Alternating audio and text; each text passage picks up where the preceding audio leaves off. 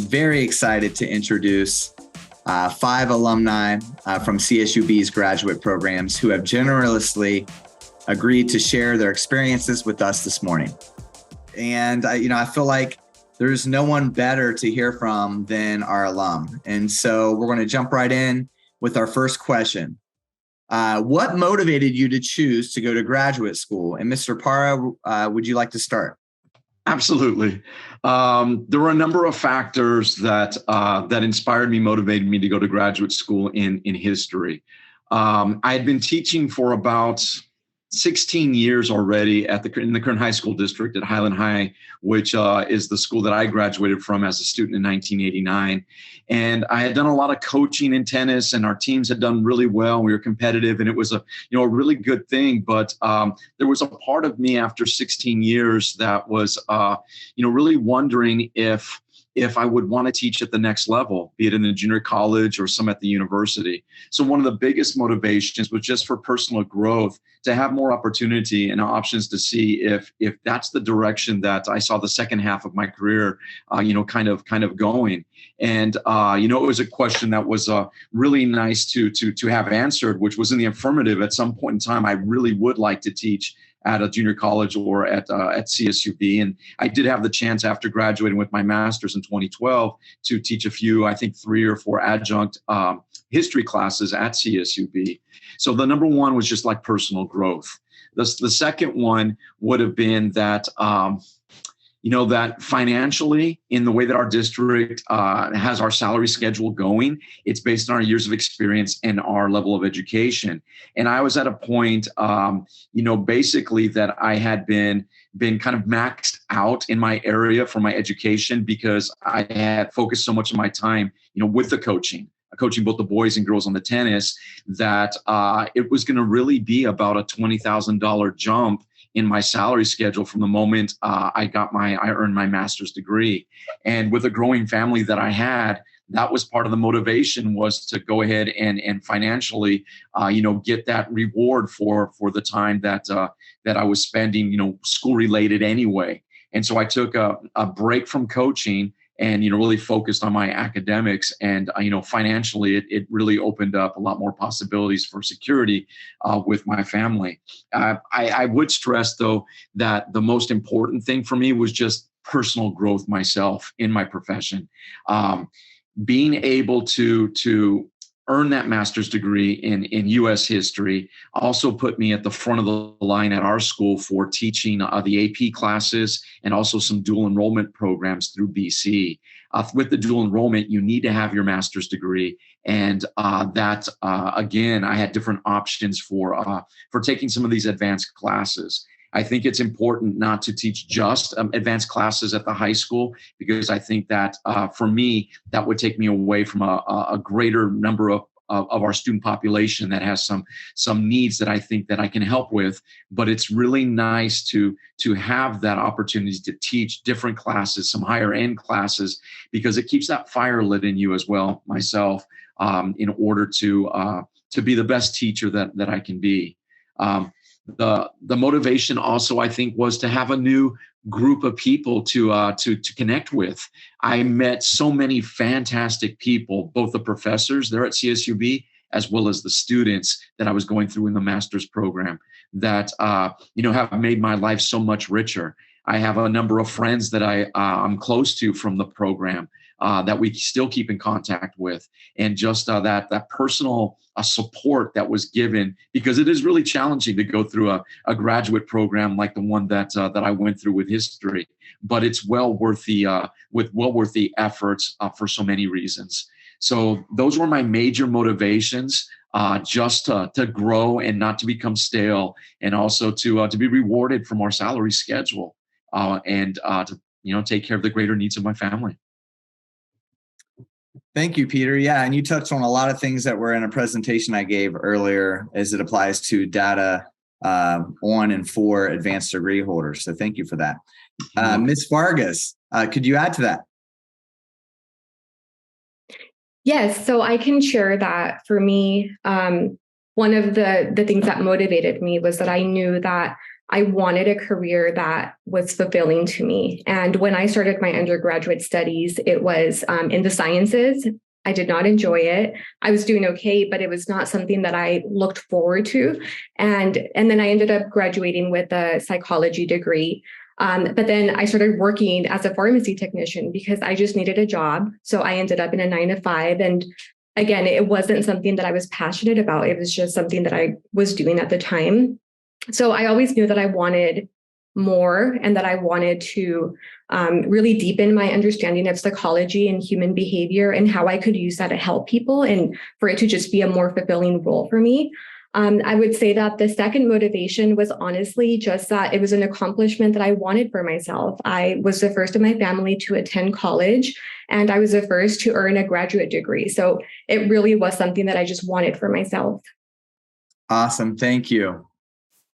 All right. Our next question is, what were the most difficult aspects of your graduate school experience and how did you handle them? The first thing I want to mention is that, everyone's experience, especially as perhaps a first generation college student pursuing graduate studies, is a human experience, right? And that means that there's a level of nuance to our experiences. There might be some similar underlining familiar struggles and or challenges, but everyone's story and lived experience is unique in that end. So I want to start off by saying that one of the challenges that I had navigating graduate school was one, being a first generation college student, but also being the first one in my family to pursue formal education. And that was difficult in that, how do I explain what this means? What does a master's degree in this field mean? What does that mean to an immigrant family? What does it mean to the sustainability of it? And what is the value in it? And so explaining that, but also pursuing something that I was definitely passionate about and dedicated to, especially around the fundamental aspects of policy and administration, that was important to me too. How could we create systems and programs that benefit our community at large? And then understanding how to navigate it myself. So not just explaining what this degree meant, right? My master's and or my doctorate, but what is it? What are the implications of having those degrees? And so how I handled navigating those challenges was I am not afraid to ask questions. I am not afraid to go up to someone who is a dean and or administrator in that department or the chair or my professors and ask all the questions I have. And if they didn't have the answers, I would tell them, if you don't know, can you please direct me to the person that you think has the answers?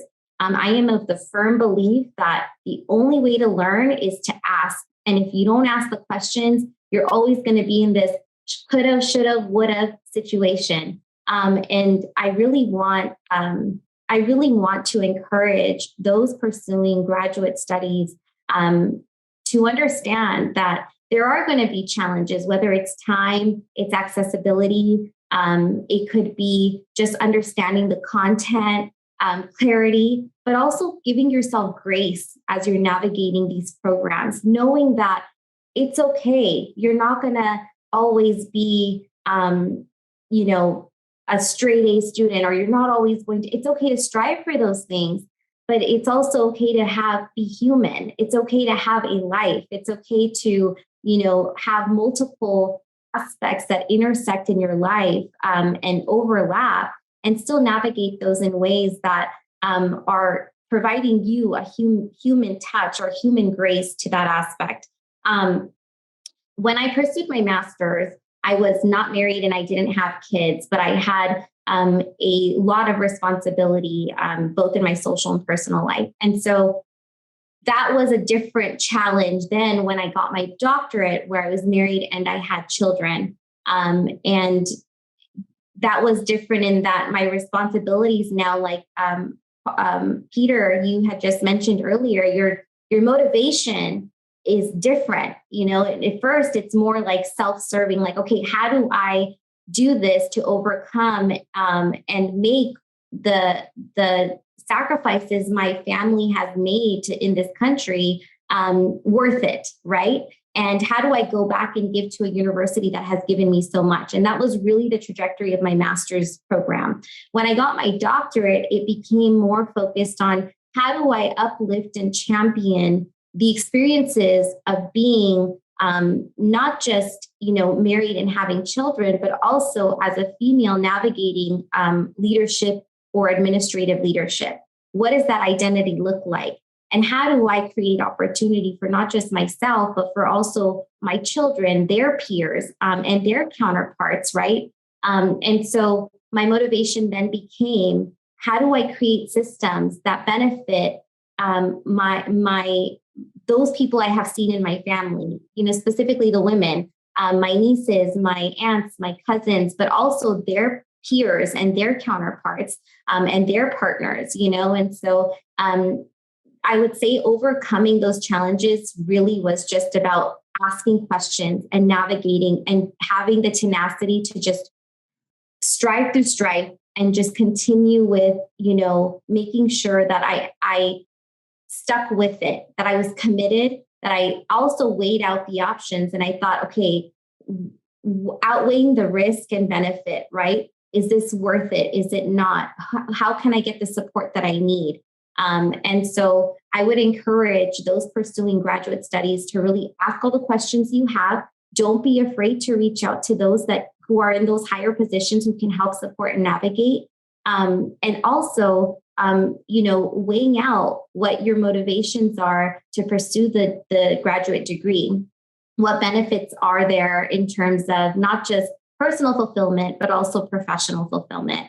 So those are my recommendations in terms of how I navigated my challenges. And those are personal challenges. I recognize that, again, as human beings, we have nuanced lifestyles, we have nuanced lived experiences. And so how I navigated it may not be the same way you do, but I encourage you to at least take the fundamental message of reach out to those people who can provide support, high level and at an intricate level.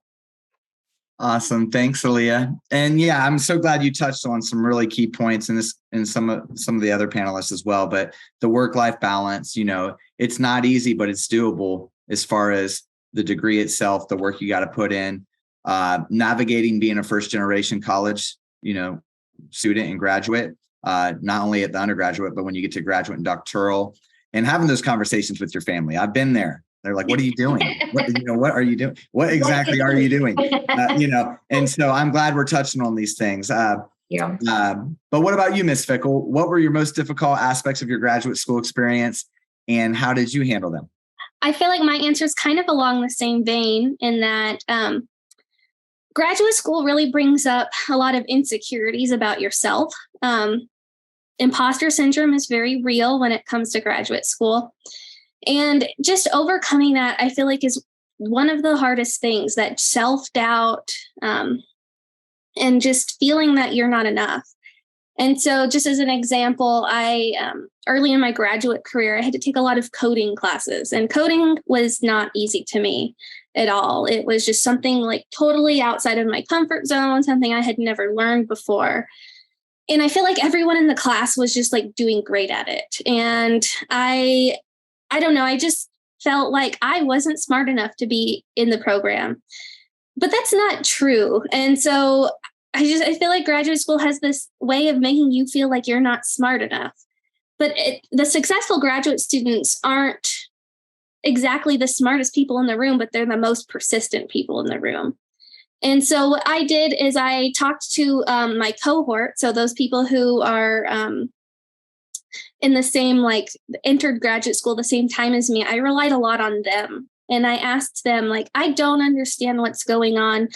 Can you show me? Can you teach me how you're doing this? And I feel like just relying on the strengths of other people, because everybody has different strengths, relying on the strengths of other people and asking them for help is very okay.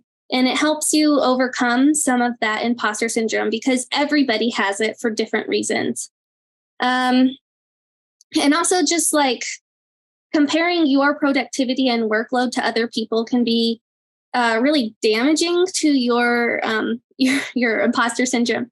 So just, don't compare yourself to others. Work on your own project, and just enjoy what you're doing. And I think that has really helped. That mindset has really helped me get through some of my biggest obstacles with that. Thank you, Jaycie. Yeah, and I'm so glad you mentioned imposter syndrome. There's a great TED Talk by Amy Cuddy that talks about body language, but the part of the story within the TED Talk it's really talking a lot about imposter syndrome. I highly recommend it. Utilize those resources, right? The Graduate Student Center at CSUB offers all these resources to help you through and navigate some of these difficult times that you're having. So thank you, Jaycie. What about you, Mr. Danehy? I think the biggest thing for me is that I saw a lot of my peers, get out of their master's program and had a really hard time finding a job. And so for me, I wanted to really maximize my time in the program. And so one of the things I did was join the Alumni Mentorship Program, which paired me with a hospital CEO, and did that concurrently with also interning somewhere else and then having to balance that. I think the organization of that is really hard, having to not only do internships, but have to, be successful in your classes and maintain a certain GPA. And then you're also trying to network with like-minded people in your field. So my biggest advice, for anybody, or at least, some things that I've told myself during that process was, as long as I'm organized and as long as I'm making sure I'm holding myself accountable in terms of just everything across the board, then I should be fine. And I think that's a constant battle, right? Is that, sometimes you can just be burnt out by the entire process. Is it worthwhile? And for me, I just knew that it was worthwhile just because of the work I was putting in. And I think, for me, the vision was, okay, if I take these 2 to 3 years to get through the program and I'm organized, not only will I, mitigate the fact that a lot of my peers didn't get jobs when they came out, I can also kind of be ahead of the curve as being somebody who just got out of the master's program, but has, 2 to 3 years of experience in that certain field. And then I had the internships to line up with that. So, crafting kind of your own schedule and making sure you're organized across the board it was one of my biggest things that really helped me, get over those barriers and hold myself accountable at the end of the day. So if I was going to give you any sort of advice in terms of just like my one thing would just make sure you're organized across the board. And I know some of my peers here, touched on it as well, is just making sure you're asking for help and connecting with people in your department. If you don't understand something, these wonderful people are here to help you. And so I was very fortunate in that sense that I had, a whole team of people that were there to guide me, give me internship opportunities, and always tell me if there's a scholarship available. And those are some of the little things that I remember from the program to help me be successful. Thanks, Deon. Yeah, and I'm so glad you mentioned the importance of internships and getting your feet wet, getting that experience. And then, as always, yes, being organized. It's always going to save you heartache and headaches if you can stay organized, as it applies to everything you're doing in grad school, be it your master's level program or doctoral program.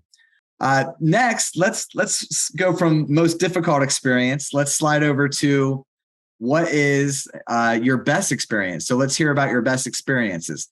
Ms. Vargas, can you tell us about the most rewarding aspects of your graduate school experience? The most rewarding was probably the mentorship, the friendships, and the community. I think the cohort model of grad school is really special in that, you start with a group of people and you really go through the entire program together. So I was able to take all of my classes with the same people in my program, specifically for counseling psychology, because we, at my second year, we start seeing clients. So having people supporting me through that and for us to just be there for each other, I think meant so much to me. And, I've always been the type of person that it's very difficult for me to ask for support, to ask for help. And so being a part of a cohort, people are just there for you. And so that was very rewarding to me. And I believe most graduate programs are set up that way, where you have that cohort model. And, the people that were, my classmates and then became friends, they're not my professional network. And they're people that are references for me and that I can reach out to. And so it really created this huge community for me. And so I'm very, very happy. And, now that I'm out in the field, that I have all of those people supporting me. So that was probably the most rewarding part of graduate school for me. Thank you, Nancy. Yes. And, I mentioned this in my presentation earlier, and I'm dating myself a little bit because it was very innovative when I did a master's program in a cohort. I remember that was like the big talk, like we're doing a cohort. Do you know what that is? But it was one of the biggest blessings, I had in my master's. And then again, in my doctoral program, I became very close with those folks. We oftentimes would talk each other down from quitting the program. You work together, like, somebody would have a bad week, like, I'm done, I'm not doing this, can't get them out, work together. And very much like Nancy said, I still stay in touch with those folks on a regular basis. And it kind of reminded me something Jaycie said earlier too. A lot of those talks were, especially when we got into our doctoral program, and some of us were moving a little faster than others, applied to our dissertation, was ensuring everybody remembered that, we're all on different timelines, and not comparing your path or journey to others. And sometimes you got to be reminded of that, because folks like, so-and-so's already did their dissertation proposal. I'm just at this point, and you have to remind everybody, everybody's got a different journey, especially when you get into that dissertation process and your doctoral program. What about you, Mr. Danehy? What were your most rewarding aspects of graduate school experience? I think it was finally kind of falling in love with a specific field. Getting my undergrad in criminal justice, I knew I loved policy, but I didn't want to go into law enforcement. And then kind of getting into the PPA program, I had professors like Fred Plain and Professor Polito that really kind of refined my focus. And then I remember taking a class Professor Polito was teaching, was called CQI in healthcare. And it was basically looking at the needs assessment of a hospital and kind of looking at what they want to do for the year and kind of go into that. And at the time I had an internship with the hospital CEO at Dignity. And one of the things he told me is like, you should present it to him. And I was like, I don't know, like he's probably not going to take me serious. And then so as we worked on it, and unfortunately, the semester got cut because of COVID. So we all just still had to do it remotely. I ended up sending it to him, and he absolutely loved it. And I think because I got the confidence from Professor Polito and people like Fred Plain to say, no, like you're going in the right direction, and I could really refine it. It helped me really just navigate into what I specifically wanted to do within healthcare, which is administration. And so before, when I first started in the program, I really just kind of wanted to get perspectives of nonprofits and for-profits and understand kind of the policy side of that as well. But then I was able to take electives that were really emphasizing in healthcare. So when, I go out into the field, or I go out, and actually apply to these real world jobs, they can see, everything that I've touched here. I know how to run a business, but I also know how to run a healthcare business. And it was really kind of a way to liaison myself into what I do now. So it's really, that was my favorite part, is just having mentors around me and professors around me that could really align my focus and point me in the right direction, instead of just me going through the program, not knowing specifically what I want to do, because I had colleagues do that, and then they get out and do something they totally weren't even, in their field for. And I definitely wanted to avoid that. So just super appreciative of those people around me, and just very fortunate to be in the position I am today because of the program. So that was my biggest highlight. Thanks, Deon. Yeah. And it reminds me of a quote, right? Have goals, but be flexible in your approach. Earlier I touched on this in my presentation, but finding what you're truly passionate about. Some of you may not know until you get into the program and you're exposed to certain courses and things like that. And you're like, oh, that's it. Like, this is it. This is my aha moment. This is what I want to do. So I'm glad you touched on that. What about you, Dr. Khizer? I want to piggyback off of what Deon just mentioned, because, when I entered my master's in healthcare administration, I had Dr. Polito now, who was a cohort ahead of mine, or a year ahead of mine. And so he was kind of like, coaching me as a fellow colleague and student and saying, hey, this is how I navigated it. This is what, how I did it and stuff like that. And so building relationships with people in my master's program who I still talk to, and it's been over 10 years, and in my cohort, but also developing relationships with the professors who ended up actually doing my reading for my dissertation or providing me workplace references for the careers I've had in this last, 5 years. And then I want to say that the internships were extremely rewarding because, like Deon said, I didn't have the appropriate work experience that qualified for the master's in healthcare administration. But through the internship that I got at Kern Medical, I had some phenomenal colleagues there where in turn, I worked in the facilities engineering department where we were able to reduce wait times in the emergency department by redesigning the patient output and throughput of how it was structured. And that was one of the projects that I was extremely proud of because I worked with someone very closely who was also from the cohort or two before me. And he was the facilities, head at that time. And I was working or interning directly under him. So 10 years later, when I was working at the city, I needed to, get a favor from the county, and say, hey, I'm trying to have this health and resource fair at the county parks area, and I need to get in contact with this general contractor there. And sure enough, it was the person who I interned with. And he was like, Aliya, I knew you were going to end up being a doctor, but this is so cool that we're actually working together again, And so those relationships, transcend those journeys, through your master's and through your doctorate, if you pursue a doctorate.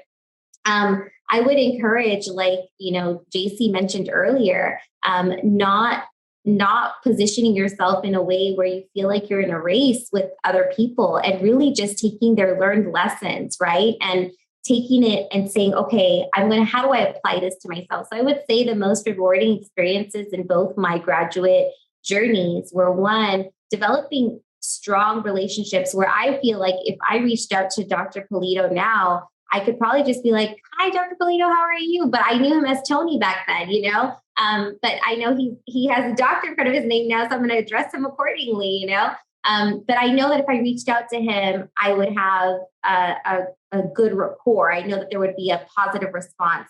I also had great professors, Dr. Daniels from the MBA program, Dr. Kamori, Dr. Sun, even BJ Moore, Dr. Moore, and Dr. Martinez, who really helped shape, my writing, my reading, my publications. Dr. Kamori was a reader of mine. Dr. Sun was, Dr. Daniels, I will never forget how to propose a policy because he said, say it, tell them what you mean, tell them what you're saying, tell them how you say it, and tell them 3 times, and basically that was how we wrote our technical papers, and those learning lessons were the most rewarding for me. I was able to take that for my master's program, which I felt was very rigorous, and apply it to my doctoral program. And I felt like I was ahead, and I felt like I was prepared for a lit review. I was prepared for a publication. I was prepared for a dissertation and the rigorous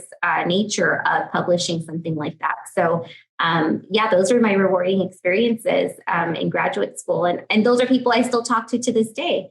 So they have shaped a lot of where my career trajectory is now. And you build that relationship like Jaycie was mentioning, like Nancy mentioned, like Peter and Deon, they all mentioned, those relationships are paramount to not just your professional development, but also your personal goals. Thank you, Aliya. And just so we know, Dr. Anthony Polito is on the Graduate Summit today. He's here. And let me just say, as a professor, when you hear your students say things like that, and I'm sure he can attest, it's a bucket filler. It really is. It reminds us what we're here for, what we're doing. We're proud, and we're always so proud of our students. And so, thank you for sharing that. And I hope Anthony heard that. So, hi, Dr. Polito or Tony. Hi, Brad. Hi. Thank you all for the kind words. Thank you. Thanks, Dr. Polito. Good to see you, awesome. Bert. I didn't know you were on the call, but see, there you go. People think this is about people, behind closed doors. That means you make a difference. It could just be a friendship. And remember, Dr. Polito was not my professor. He was a colleague of mine in the Master's of Administration, but he really, supported me in that journey during that time. And so thank you, Dr. Polito.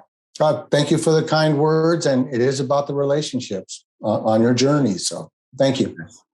Relationships are everything. Thank you. Thank you, everyone. For those who are considering graduate education in the near future, what do you recommend those students, prospective students, start doing right now? And Mr. Parra, we'll start with you. What is your advice? I would say that the first thing is that you connect with some established professors in your field or professionals in your field, so that you get a sense for what it is that can be done with your degree, and get an idea if this is really something that you are passionate about and would like to do. Because I think one of the worst things would be to invest so much in a program, your time, your efforts, your money, and then find out that, you're not really interested in the outcome, what you can do with it. And, that's recognizing that you can do so many things even outside of your degree and the doors that can open there. But I would say, spend some time with some established professionals within your field to see how much you can visualize yourself being there. Also, I would say that if you're getting ready to start a program like a history program, I would recommend making sure that you've read some classics, just kind of refresh on some of the classics of your field, so that you have a pretty good, baseline for discussions and writings and what have you that you're going to have when you're in class. I would also say try to read some more current, some cutting edge material that is coming out of your field of study, so that you can make connections and know kind of where the field is going, at least where you're coming from. I would say, again, practice, do as much writing as you can in between maybe your undergraduate and your graduate days. If it's a journal, it's a journal, but just, continually to write, because you're going to be asked to do a lot of writing in that way. There's a lot that you're going to be asked to do in grad school. And again, referencing what so many of us have said before, making sure that you're open-minded to not being alone, to reaching out for support, to talking to other people, talking to strangers that start off that way, but will become some of your best friends. So having that open mind, not just about the material that you're studying, but meeting new people, because you're gonna need some of them, professors included. I can think of my very first graduate history class with Professor Oliski, and how she was such a wonderful person to connect with. She made it mandatory for the most part that we had to spend some office hours with her in order to get some direction from her, at least at the very start. And that paid huge dividends, because your comfort level after kind of having to go see her one time, really made it a lot easier for you to see her again and again. So that's just an example of reaching out to both your professors and to your peers. I love the idea of not comparing yourself to other people because you're on your own personal journey. So making sure that you have your goals and understand that your timeline is your timeline, because it's not a race. It's not a race in that way. But I think those are some of my strongest recommendations to have. The support system is big. Yes, thank you, Peter. And we're talking about all this focus and the importance of relationships. And it reminds me, there's a great author, John Maxwell. He authors a lot of things on leadership, but he references a study in one of his books. He says what they found is when folks are talking about politics, they're actually talking about relationships when folks refer to that. So just something to think about. And so glad you mentioned, maybe shadowing someone for a day or even a week. And I'm talking prior to your internships, to make sure it's something you really want to do. You're sacrificing one day, maybe 5 days for something you might do the rest of your life. So make sure it's something you really want to do. All right. What about you, Ms. Fickle? What are your recommendations? Yeah. So I would say that start researching the program you want to enroll in. Make sure that it's something that will help you meet your goals. And I would recommend contacting current or past students who have finished that program and see how that experience was for them.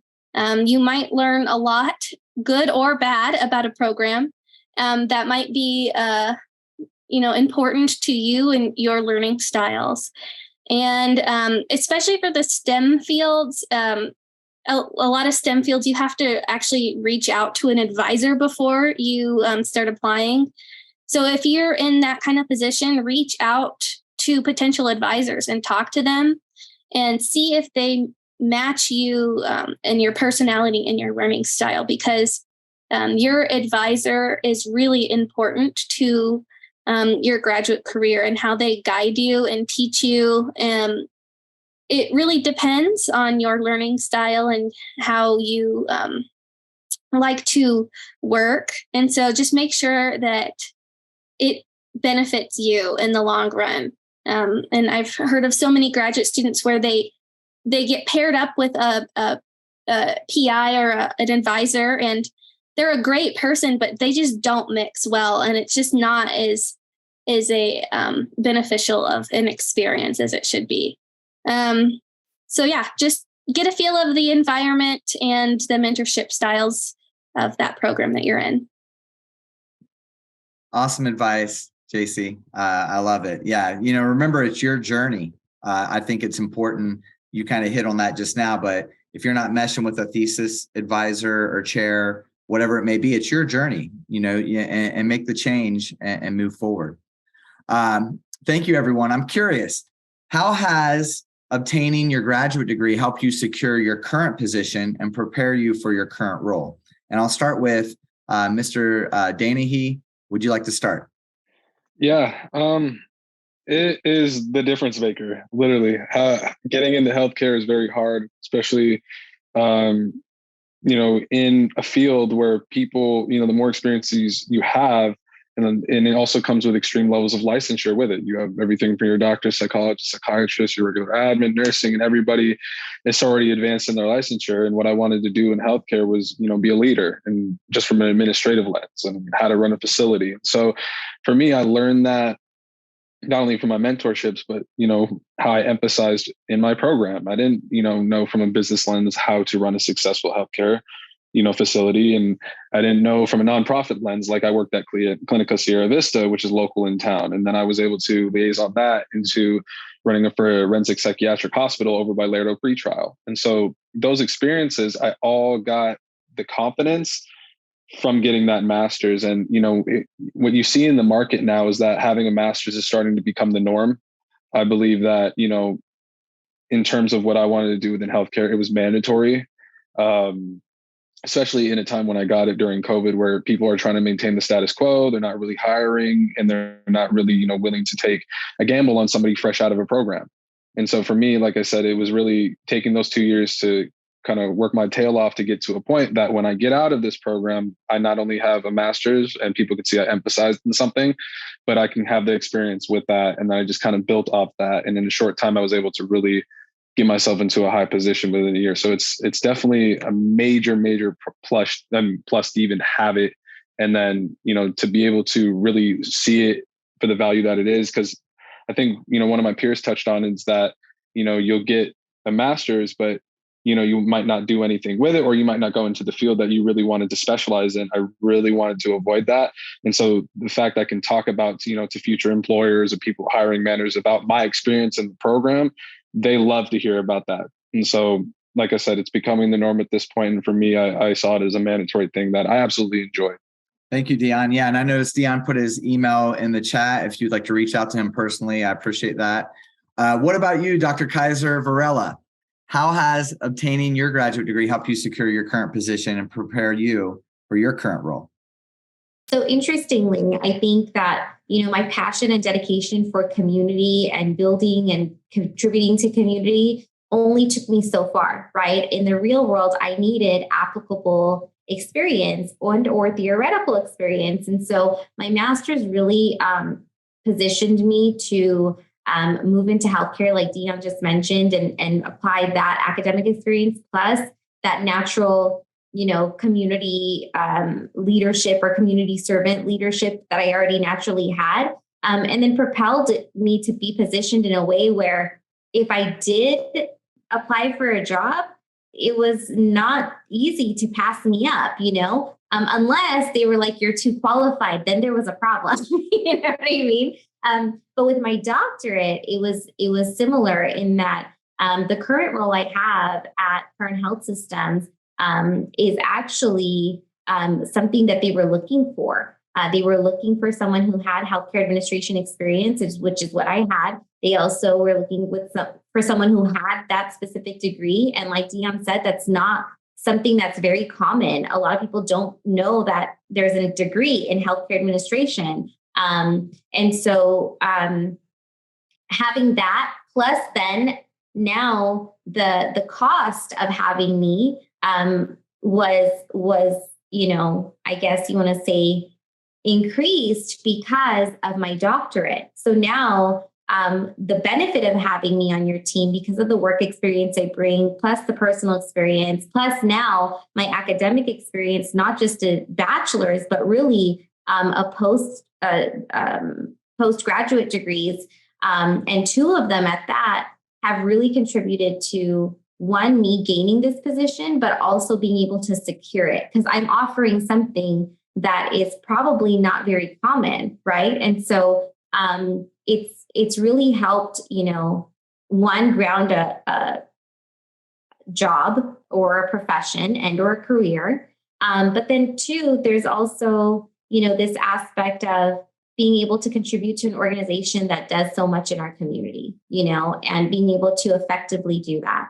I do want to highlight and mention that I don't believe that people who are entirely formally educated are better than others or smarter than others, because I work with dynamic teams that do some phenomenal work. And they don't have doctorates, but they do some work that I don't know that I know how to do, right? But I do want to emphasize that me pursuing a degree specific to the field that I'm in really helped leverage, but also propel me to this echelon where I'm able to be obtained and then paid what I'm worth. So there's another thing, right? Your return on the investment has to be tangible. It has to be worth it. You can love your community and be as passionate as you want, but if you're not getting a return on the investment, both physically, emotionally, mentally, and even financially, that you're investing into our community, and you're not able to get a return on that, then there's something to think about. But if you're looking for degrees that propel you to really get a return on that investment, then I would suggest the graduate studies. Only because it positions you at an echelon that is not very common, and so, I would say that that's how these degrees have contributed to not only my current role, but my past position working at the city as well. And the impact I was allowed to have with the level of, I guess you want to say, academic authority that I was able to come to at those tables. Thank you, Aliya. Yes, I think Deon touched on this, but you are seeing more and more folks get graduate degrees. I shared this in a presentation earlier as far as those percentages, both in Kern County, in Bakersfield, in California, and across the U.S. But the way to carve yourself out from the crowd, so to speak, is to get that educational attainment and have those degrees on your resume. What about you, Mr. Parra? Well, it's interesting for me that I was already an established teacher and a veteran teacher of 16 years before I started with my master's degree, and I still am the high school teacher working at Highland like I did when I started in 1995. But I think the big thing that changed was the degree of credibility that I had with my master's for the history discipline in the field of history. When I earned my undergraduate degree, my major was economics and my minor was Native American studies. And the majority of classes I taught at Highland up to that point were history classes. So not having that history undergraduate degree, history has always been a passion of mine, but it gave me just a greater sense of credibility. Speaking to parents and speaking to administrators, whoever it might be, is, they might not say that they treat you a little bit differently, but when you have that master's degree behind you, that, or PhD, you get a little bit more respect in dealing with your field. So that credibility has been useful because it isn't the easiest thing these days to be an educator.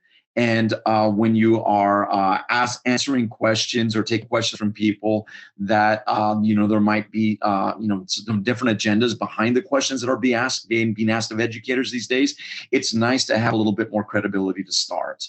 The second way that it's helping me in my current role is, like I mentioned earlier, I've been able to adjunct at CSUB in some history classes, and I've absolutely loved that. And I can see in my future doing it, more so. And maybe when my kids get a little bit older, I might decide to try to parlay that into a position at Bakersfield College in their history department. So, just many options are available to me because of it. And I can't also forget or neglect the idea of what it's serving, how it's serving for me as a role model on my campus and in my community, because there aren't a lot of teachers at the high school level that have their master's, and even fewer, obviously, that have their PhD. And the kids that are coming through our classes and my peers that I teach with my colleagues, a lot of them, are inspired to at least a degree by the idea that one of us has gone through, a graduate study and been successful in that way. And it makes some of these schools like CSUB on our side of town in East Bakersfield, Northeast Bakersfield, a little bit more real to them. Mr. Parra, graduated with a master's degree from CSUB. If he did it, then I can do it. And I think some of the kids are looking for that reassurance, even if they don't know they are. And so that served me well as far as being a bit of a role model there. Thank you, Peter. Yeah, and I'm glad you mentioned that, because some of these pay raises and things like that are very, very different depending on the discipline, right? In education, as soon as you get that degree attainment, you're going to get a pay bump. I think you mentioned $20,000 a year earlier, whereas in some you might see it a little slower or faster. It may look different how it plays out. But we are seeing these requirements, since Peter's in education, I'll just mention a lot of superintendents now, school boards want them to have a doctoral degree. So when they're looking for a new superintendent, it may not be required. It's a recommended, but usually those are the folks that get the job, right? The ones with the initials behind their name, because the school board wants that. And last but not least, a shout out to the millennials. I think, Peter, what they call that is a side hustle, that adjuncting. And so, with degree attainment, it opens other doors for you. You can do things like that may, open other doors down the road, maybe in retirement, like you said, serving as an adjunct and things like that. So this has been such a rich conversation. Before we end, do we have any last words of wisdom for our listeners? And I'll start with Ms. Fickle. Yeah, I would say that I have to regularly remind myself of this because I am still a current graduate student, but not to get caught up in the small things that you find frustrating or whatnot. Like, don't forget the big picture of why you want to go to grad school or why you're in the program you're in. And just to prevent burnout. So have a balanced work-life balance, have friends, have family that can help you emotionally through this process. And burnout is a real thing. And so just try to prevent it as much as you can and have that healthy balance in life. And also just lastly, that graduate school moves so much faster than you expect it to. Like I blinked and I'm 3 years into a PhD program and I don't know what happened. So just to have fun while you're doing it. I really enjoy what I study, and I have to remind myself that I enjoy what I study because I really do. And, those little things that I get caught up on, they're not a big thing in the whole picture of it. Thank you, Jaycie. Yeah. And, when I used to work with doctoral students, we actually would spend the first class of the program, the first day, nothing to do with the program, but focused on what is your why as it applies to this degree and this program. And that way, those folks, I always said, those times when you don't think you can go on, you're thinking about not going on, you don't think you can do it, you have imposter syndrome, go back to your why. And so I'm so glad you mentioned that, Jaycie. Ms. Vargas, would you like the last word? I did want to share a motto that we had in our program, and that was trust the process, because a lot of things happen. My specific graduate program was 3 years, and a lot of things happened. There was challenges. We had COVID right in the middle of it, so it was just kind of a reminder of things will kind of fall into place, and I will get through this. And then also just self-care. Self-care is really big for us. Being in the mental health field, there is a lot that you're kind of taking on, and so it's always been important for us to just remember to take care of ourselves. And as they were mentioning right before me, the burnout and being able to make sure that you're taking care of yourself mentally and physically, because it's a lot. You're going through this program and you're fully in this academic life, but there's also your personal life. There's also, you're still you still have family members that, don't really know exactly what you might be doing. My family, with them being, Hispanic and me being first generation, they weren't always able to support me the way that I wish that I had that. They did their best, but, they don't speak English either. So a lot of it was just me trying to just trust the process and reach out to people and take care of myself. Awesome. Thanks, Nancy. And again, this has just been a great conversation and no doubt beneficial to our prospective students. I have been notified that we have a ton of questions. So it was a question from Rebecca Mills asking for advice for history students planning on entering the MA or PhD programs in history right after an undergraduate degree. I would say the first thing you want to do is, research which school and which programs that you want to, that you're interested in attending. For me, it was a natural fit here at CSUB because I was working here. I have my young family that is here. And so it was going to be here at CSUB. And the first thing I did was I met with Professor Dodd, who was the director of our program in history at the time, just to get an idea of if it was a good fit for me. So just talking to, and it obviously was, he was fantastic. I had him for a number of classes as a grad student. And actually, when one of the things when we were talking about earlier about really special moments or most rewarding moments is I was able to go with Professor Dodd to a conference and present a paper that I wrote my first year as a history student. So, that was tremendously rewarding. But going back to making sure that the school and those professors are a good fit for you before you start the program. And I think I touched on a few things I would want to make sure that you did, like making sure that you've read a little bit, you kind of refreshed yourself on some of the classics and where have you. But I think another thing that you want to do is you want to make sure that you have, that you can make the time for this program. That if it's a priority to you, that, if you're working full time, that like I was, that you understand that's going to take you a little bit longer to go through the program. So understanding, what your time commitment is. I think there was somebody else that had a question later about, what was your workload? It's quite a bit. And if we get a chance to answer that question, I'll be a little bit more specific on that. But making sure that you have a plan and that you're flexible with that plan because plans change. But I would say that, talking to that advisor to start off with is probably the most important thing to see that you fit in there. What was the average workload like during your first year or first years of grad school? All right. And Deon is going to take this one.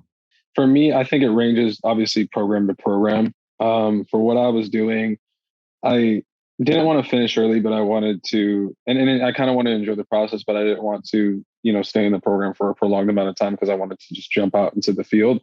But the average workload, I took 3 classes per semester. I tried to do 4. So I did, the first year I tried to do 3 to get my feet wet and kind of see if I could actually handle it. And then once I got the confidence from my professors and I was seeking help, then I decided to do 4 and, the next year and really knock it out. And I think with COVID happening and everything going remote, it kind of shifted a lot of the classes, obviously, that were in person to now doing it Zoom. And so with Zoom, where I'm very fortunate to have my professors kind of craft it in still a very educating way, because there's some classes that you hop on Zoom, the conversation's not really there. It's not how it is in person.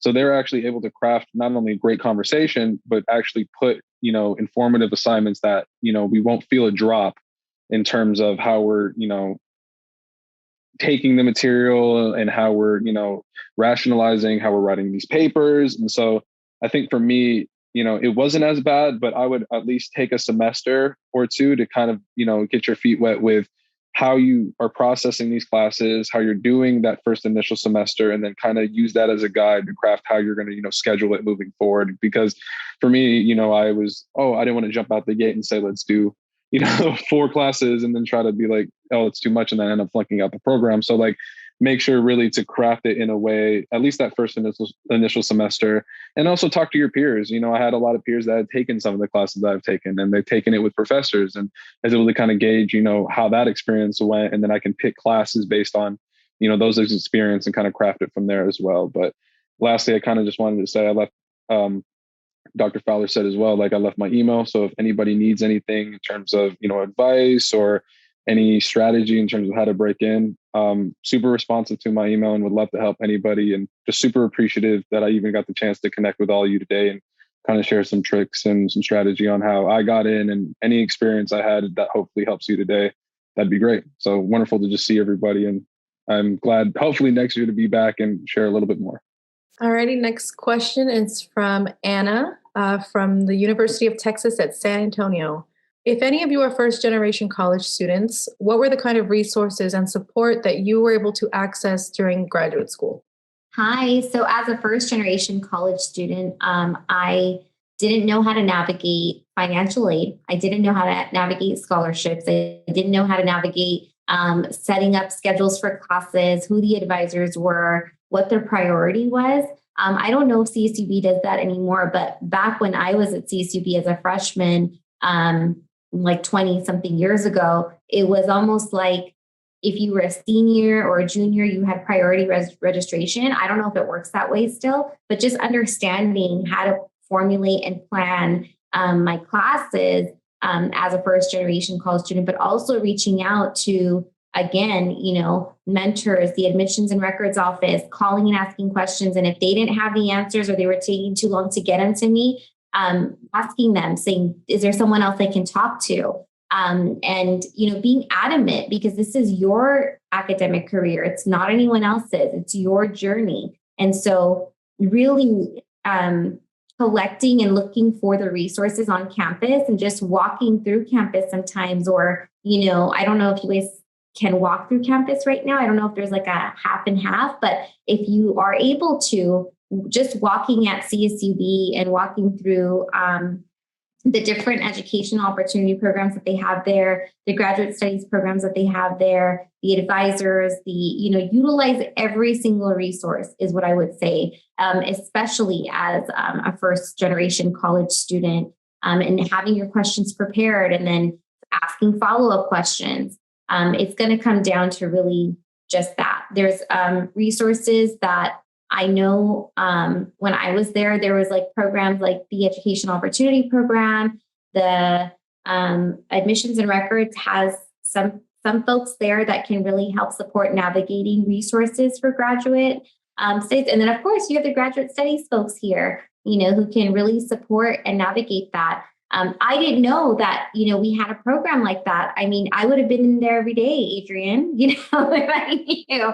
So really utilize every single resource out there. When they say, reach out to me, use my office hours, please use them. It's like the best resource available to students. Yeah, I just wanted to add to what Dr. Varela was talking about with resources as a first generation college student. So there are grants and scholarships available. And I remember as an undergrad, I don't know, I think it was just peers that told me that when, by the time you get to grad school, that there isn't a lot of funding available, but I was still able to get scholarships and grants. I was also able to do research. So I had a research project going with my program director and lab director, and that allowed me to have a grant from that as well. So looking into what opportunities are available. And then another thing, it's not financial, but we do have, every campus, I hope, has a counseling center, and utilizing that, because you have free sessions. And that really helped me, because there were times where I just needed emotional support. And that was definitely a place that I found that. And, I had my therapist there, and it really helped me, especially navigating grad school and COVID and all that, the isolation that was happening. So I definitely recommend just looking into your campus resources as well. Can I just piggyback on what Nancy just mentioned about utilizing the counseling services? As first generation college students, I didn't have the support that I needed or where I needed, like Nancy, you mentioned earlier, and there's only so much that I can, thankfully I have my husband and my kids, but they're also my husband and my kids, you know what I mean? So utilizing that independent resource to say, like, sometimes school gets overwhelming. You have life too outside of school.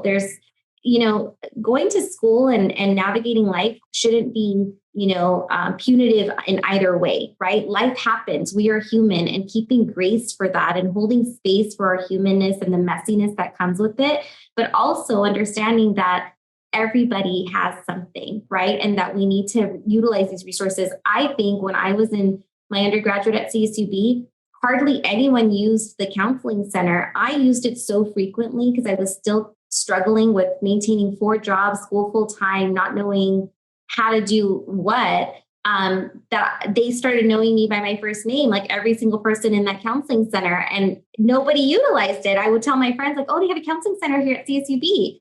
They're like, what, where? You know what I mean? And so sharing that information and understanding that self-care, mental health, emotional health is paramount. If you don't have that, you can't successfully pursue a lot in a thriving way, right? So I would agree with Nancy here and just say that please utilize the counseling center. Please utilize the career center that they have there, the educational opportunity centers, every single resource center that they have on campus. Please utilize. Please email them, call them, bug them, whatever, until you get an answer. Thank you so much for that, Nancy and Aliya. I really appreciate you sharing that and sharing your stories. The next question is there any advice any panelists have for a student that is working full-time and is entering the grad program? Hi again. I was working full-time as the high school teacher, and what was going to work for me, especially early on, was just taking one class per. We were back on the quarter system at CSUB when I started the program, but taking one class per quarter so that I could, balance the family with the teaching and with the school. So maybe with your program you could do 2, but I had heard earlier from a previous student that was in the master's program that it was going to be, time and labor intensive. So just taking that one class at a time and really focusing on that. And for me, with that one class, that was still going to take, and we're talking about workload earlier, it was when I was spending at least 2 to 3 hours on that one class per night. We were expected to read at least 1 book a week, sometimes 2, and then to write papers about it, a large research paper at the end. But just having that one class, it was doable. I couldn't imagine taking 2, and I didn't know anybody that was working full time in our program that took 2 classes in the same quarter. But if you weren't working full time, there were a number of students that were taking at least 2 classes. But knowing that it's going to take time and you want to give it that time, it was 1 class per quarter, and I was able to do it. And I was pushed to do that nonetheless. It wasn't like I had a lot of extra time because I didn't, but it was one class per quarter. I just wanted to share a little bit. So I didn't work full time. I ended up working part-time my last year in the program. I actually worked for the Graduate Student Center for a few months, so that was really nice. And they were flexible. But, with my program, the first couple of years are very intense, and our program is set up where they kind of assign you your courses. So we had a full course load. My first year, we were taking up to 4 classes, and it wasn't optional. So I do know that there were people that were taking the 4 course load and still held a job. I think most people, it was either part-time. I know some people had up to 2 part-time jobs. And from what they shared, because we would all talk about our experiences and check in with everybody. I know that it's difficult. For some people, it's not an option not to have a job. And you have to just get organized and really get support, emotionally, and it can be done. I think I imagine it's very difficult with my part-time job. It was okay. And it was my last year, so it was more flexible, but, some people did my entire program holding a job, and it was tough, and they probably had some very late nights and very early mornings, but it can be done. And there's a lot of support that you can, that is provided in your cohort, and that, hopefully personal support as well. And yeah, I think just organization and time management, and I'm a planner person. So really just kind of finding what works for you. Thank you, Nancy. And yes, what you find with a lot of graduate and doctoral programs is that they expect you to already probably be working full time. And so a lot of the design of the program, as far as when they have the courses, like today, we're having a graduate summit on Saturday. We try to be thoughtful of, okay, these folks are probably working full time already. And so we try to design and offer programs accordingly. Jaycie. Hi, I actually wanted to add a little bit of a different perspective coming from a STEM background. So with STEM backgrounds, you usually are contracted not to work outside of your program.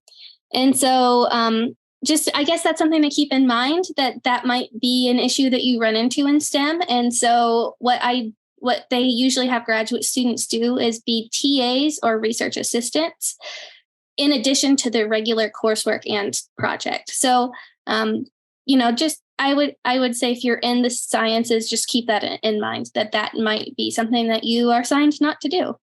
Thanks, Jaycie. Yeah, that's a great point. And a lot of folks sort of sum up the TA-RA experience as like an internship. And so it's very helpful, much like Deon shared, when you exit the program, to sort of have that on your resume. So, but thank you for sharing that. What is your advice for balancing personal and academic experiences in your statement of purpose? I think the statement of purpose really should be tailored depending on the program you're applying to. You know what I mean? At least that's how I would approach it. And maybe, how your professional experience influenced or your academic experience, or vice versa, or what your goals are through your academic to attain a professional, role. I've always written my statement of purposes based on the research I did on the program I was applying to, and whether or not it was relevant to the experience, both lived and professional, that I already had.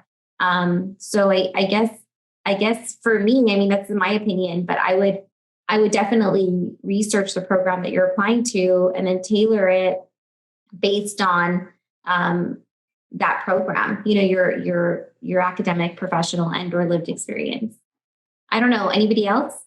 Aliya, that's a great point. No, I think, there is a balance of that personal piece, but looking at the program's vision and mission statements and goals, and, you can get a lot from there too. And maybe you want to align that somewhat, right? They want to see that your passion and the reason why you want to do the program is aligned with your goals and the mission and the goals and the vision of the program. So I think that's important. Other panelists.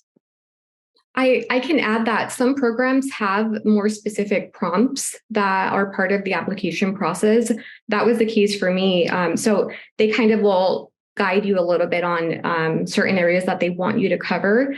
For a counseling psychology program, I think personal experience was important. So I do remember, being asked about that and being able to go as deep as I wanted with that.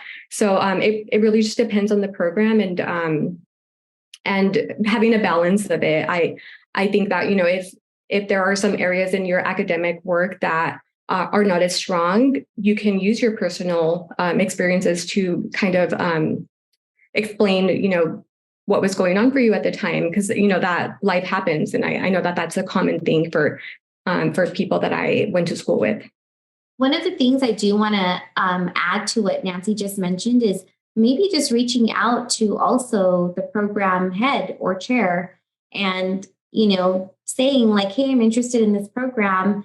How do I navigate, a statement of purpose, or what are some things you're looking for? And they're not really telling you what to write, but they're probably going to give you some pointers.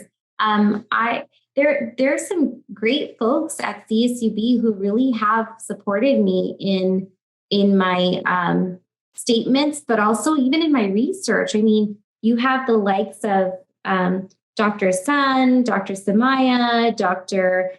Bacon. These people are there. They want to see students succeed, especially at CSUB, is what my experience has been. And I think that just reaching out to those folks and saying like, these are my interests, these are my areas and I don't know how to frame it. Can you help me? I think that goes a long way. It shows that one, you're teachable, you're coachable, but also you have this life learning aspect to you naturally that is going to serve your academic experience really. There's these amazing people on campus that can really support that. So I would say, on top of what Nancy just said, reach out to the program heads or the department heads or chairs, or, even they have I think that they have a writing department, right, at CSUB that supports students in writing. Is that true? Yeah. Okay. If they still have, is it GRASP? I think maybe it isn't. No, maybe I'm wrong, but whatever. They have these programs there at CSUB that can, you formulate something, you ask them to read it, and, like Dr. Fowler said, compare it to the mission, goals, objectives, the vision, and then see if that's a good fit, But I think really it goes back to what I said initially. Just reach out and ask as many questions as you can until you get the answer that you're looking for. I agree. Someone on campus has the answer, so keep going and navigating campus. Someone will have the answer. And I'm so glad that you said, you feel like CSUB puts students first. I'm somewhat new to campus, and throughout the interview process and since I've arrived to campus, there is no doubt that CSUB puts students first. So I'm glad to hear that from our alum as well. Someone asked, when is a good time to get a student loan? Can I chime in? Of course. I would say never. You don't want to take out a loan, right? Unless you have to. There's lots of funding out there, right? For students. In terms of my experience, I always had faculty mentors that assisted me in finding those funding avenues. Once I got into graduate school, it was no different. I was able to write grants to NIH and get funding. And I tell my students, ask me how much my PhD cost, and I put a big fat zero. And that's what I want for all of you, right? There's lots of funding opportunities, but the thing is, you have to know where to look, right? Just as was being discussed prior, I missed, I think you were talking about your statement of purpose, which is, I do a talk on the dreaded statement of purpose because it's hard to write. You got to write about yourself. You got to know, how much to say without sounding too much full of yourself, right? And so you've got to look for faculty, because remember, we got into graduate school because somebody helped us write our statements, right? So we have experience. But the same thing with funding opportunities. Seek out faculty that you have connected with that are in your area and ask them, hey, when you went to graduate school, did you take out loans? Did you get grants? If they're in your area, they can possibly lead you to grants that are still available. But use it as a last resort. There's a lot of funding out there. Thank you, Isabel. I appreciate that. Others, anyone else? I have something. As a current grad student, yes, there's a lot of grants available out there. Specifically at CSUB, there's the Alumni Association scholarship, which if you graduate with a bachelor's from CSUB, you qualify. So I have that now. And there's also the Graduate Equity Fellowship scholarship grant thing that the Graduate Student Center has the application for. I believe it opens once a year.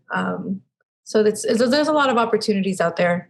You just have to look. And of course, you can come to the Graduate Student Center to talk to Adrienne or Martha and try to find those sources. Yes, definitely. Yeah, and there, I just saw Dr. Jackson put a link in there to our graduate studies website for our funding opportunities. So be sure to visit that. And please join me in giving this group of amazing alum from CSUB a round of applause. It was wonderful to moderate this panel, and I have no doubt that our prospective students are going to benefit from this conversation today and on the recording in the future. So thank you so much, Jaycie, Peter, Nancy, Aliya, and Deon's not with us anymore. He had to go, but thank you so much for joining us today.